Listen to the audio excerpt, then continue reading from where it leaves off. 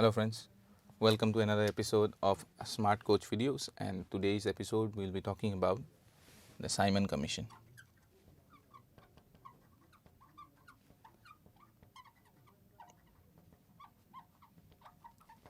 And the history of the Simon Commission is such a thing which is ingrained in our cultural memory, because through many films and through talks and through various serials, it has been ingrained in the national memory of each and every person who has grown up in India. Okay, the Simon Commission, we all know, was a commission which was formed in Britain, which contained all white members, and therefore it came to be opposed by all of the parties within India, all of the major political parties within India.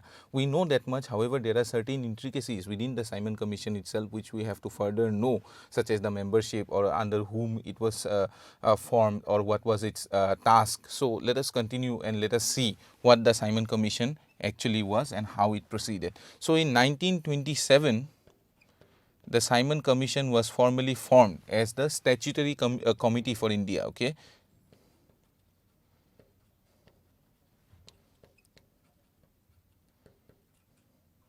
committee for India. Okay, it was known as the statutory committee, and it was to look into constitutional reforms and the scope for constitutional reforms. The fact is that the 1919 Government of India Act, which introduced diarchy as a way of introducing responsible government in India. Okay, diarchy was conceived as a way by which responsible governance in India would be introduced. The 1919 experiment had failed, and therefore you see, through protests within the nationalists and through you see, various events during the course of the history of the Government of India Act, during the course of the history of the Government of India Act of 1919 up until 1930s, we see that there are various protests and various intimations to the government through a wide section of the intellectual population and wide section of the masses were also not very happy with the Government of India Act of 1919, and therefore it was felt by the government that some kind of constitutional reform would have to take place, and it also fits within the conciliation and confrontation cycle which was followed by the British, that you see, after every confrontation or before every confrontation there should be some kind of conciliatory measure which is put into place, and therefore the government wanted to introduce some kind of constitutional reform to appease the nationalists, and therefore this committee was formed. However, when this committee was conceived, it was conceived as a all white committee. Okay, all white. It included, apart from the chairman, which is Sir John Simon, apart from Sir John Simon, we have 4 conservatives, we have 2 Labour Party members, and we have only 1 liberal, and all of these are white. Okay, all of these people are white, and they do not include a single Indian within the committee that is formed to inquire into constitutional reforms within India, and therefore it came under widespread criticisms from all parties such as Hindu Mahasabha, such as Muslim League, such as the Congress. Okay, all of them went against. Okay, all of them went against the Simon Commission. So we see that the Simon Commission was a complete failure right when it was conceived upon. Okay, right from its conception, we see that it was a failure among the various parties, and only people who supported the Simon Commissions were factions from within the Hindu Mahasabha, Muslim League, or some members of the Congress also might have supported the Simon Commission, but they were marginalized members which do not have much power or do not have much say within the structure of their respective parties. One of the trademarks of the Simon Commission, or one of the defining events during the visit of the Simon Commission in India, was the death of Lala Lajpat Rai. During protests for the Simon Commissions, when Lajpat Rai was protesting, he was fatally wounded. Okay, and Lala Lajpat Rai, he died, and the outcry against the Simon Commission further intensified after the death of Lala Rajpat Rai during one of the protests taking place against the Simon Commission. However, the Simon Commission did not fail to publish its report. So, in 1930, the Simon Commission published its report. However, the Simon Commission report did not garner much attention, not even from the British government itself, because Lord Irwin had already made the Deepavali declaration. Okay, Lord Irwin had already declared in 1929 tentatively, okay, not very certainly, however, tentatively he had already declared that India will be accorded dominion status. And one of the hallmark of the Simon Commission was that there was no talk of the dominion status. Of course, it stated that diarchy had to be done away with. Diarchy will be replaced by some other form of or some other system of governance, some other constitutional system of governance.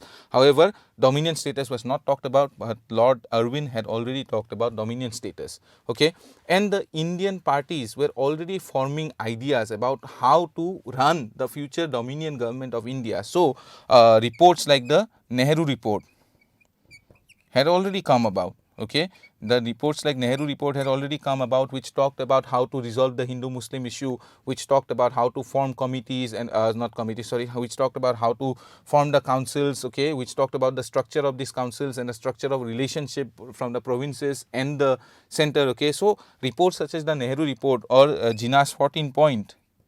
This is also important. It was developed as a counter for the Nehru report. Okay, Jinnah's 14 point.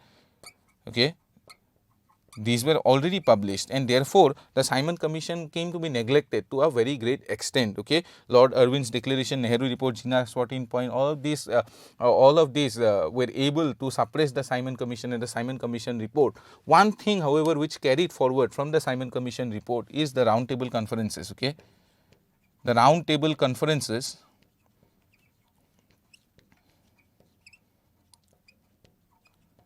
which happened during a crucial phase of the movement of the civil disobedience movement. Okay, the civil disobedience movement, it is temporarily suspended, and the roundtable conferences are held in London. Okay, Mahatma Gandhi famously attended the second session of the roundtable conference. So, the roundtable conferences were part of the agenda of the Simon Commission as it submitted its report. The Simon Commission report had the provision for conferences of all the Indian parties as to how as to how to accord elective rights, okay, rights of elections, or as to how to accord the elective principle, or how to the elective principle on what basis elections are going to take place, what would be the franchisee, or what would be the structure of the state, that is the relationship between the states and the center, okay, or relationship of the councils and the provinces and the council at the center. So, all of these things were to be resolved out of the roundtable conference, and it was part of the specified agenda that the Simon Commission sets through the report of the Simon Commission. Okay. So, now apart from the roundtable conferences and how it came to be held, the Simon Commission did not play a very crucial role, and the fault was that by this point of time, even the British administration had realized that in order to have any kind of legitimate constitutional reform within India, it should always include Indian opinion. Okay, Indian opinion should be included, and specifically nationalist Indian opinion has to be included within the conception of any reforms within India. And we see that the Simon Commission, of course, was all white, and there was no representation from the nationalist movements or from the nationalist leadership, and therefore the Simon Commission completely fails. Okay, so this is the brief history of the Simon Commission. We have to remember the death of Lala Rajpat Rai. It also results in the fallout and certain political assassinations which happened because of the death of Lala Rajpat Rai, which is carried out by revolutionaries and revolutionary terrorists, as they were branded. Okay, so and then we see Lord Irwin's declaration. We have dominion status declaration made by Lord Irwin, and then we have got the Nehru report. Okay, and as a fallout of the as a result of the roundtable, the Simon Commission, we see the roundtable conferences being held.